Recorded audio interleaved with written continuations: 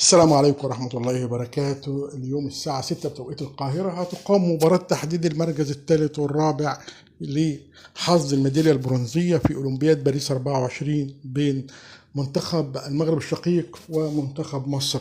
كنا نتمنى المنتخبين يتقابلوا في النهائي وده حقهم لأنهم كان أقرب جدا لوصول للنهائي. فأسبانيا المغرب كانت غالبة أسبانيا ومصر كان لحد الدقيقة 3 كانت غالبة 1-0، ولكن للأسف تأتي الرياح بما لا تشتهي السفن.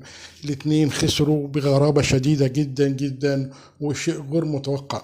نتمنى أن المباراة تقوم بالروح الرياضية والود والاحترام، واللي يكسب بقى ألف مبروك واللي يخسر هارد لك. احنا منتخبين شقيقين تعبنا في الدورة، كنا نتمنى ان احنا ناخد ميدالية ذهبية او فضية، كنا نتمنى نوصل لاكتر من كده لاننا نستحق، ولكن هي دي كرة القدم. بالتوفيق للفريقين ان شاء الله، ونتمنى انا كمصر اتمنى الفوز لمصر طبعا اكيد.